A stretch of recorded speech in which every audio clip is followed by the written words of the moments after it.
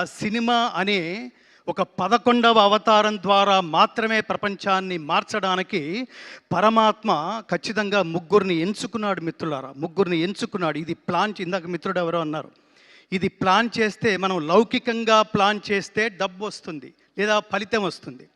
అలౌకికంగా దైవం ప్లాన్ చేసుకుంటే అక్కడ డబ్బుకి వీటన్నిటికంటే మించి సామాజిక ప్రయోజనం సిద్ధిస్తుంది. ఇన్ని సంవత్సరాల సినిమా ఇండస్ట్రీలో ప్రతి ఒక్క ప్రేక్షకుడు చూసి గర్వపడి తరించాము అనే శబ్దంతో బయటకు వచ్చిన రేరెస్ట్ సినిమా అఖండ 2. అఖండ 2 అంటే ద్వితీయం.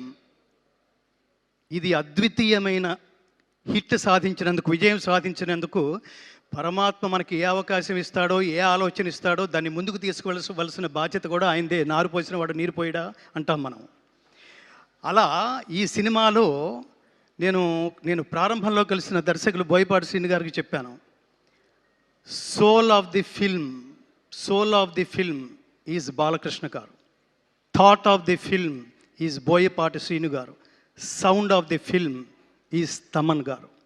ముగ్గురు తపస్సులు.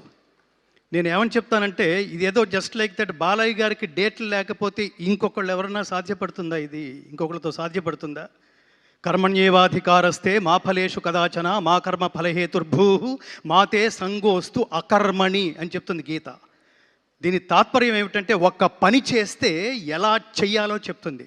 పనిని హాఫ్ హార్టెడ్గా చేయకు నాన్న, పనిని డెడికేటెడ్గా చేయి. తత్వమసి, నువ్వే అదే చేయాలి, నువ్వే తాదాత్మ్యత పొంది చేయాలి. అలా తాదాత్మ్యత పొంది చేస్తే ఎలా ఉంటుందంటే, మా గురువుగారు చిన్నప్పుడు జోక్ చేస్తుండేవారు, రై నువ్వు ఫీల్ అయ్యి పాడితే జనాలు ఫీల్ అయ్యి వింటారా, నువ్వు పాడడానికి ఫీల్ అయితే జనాలు వినడానికి ఫీల్ అవుతారా అని చెప్తుండేవాడు.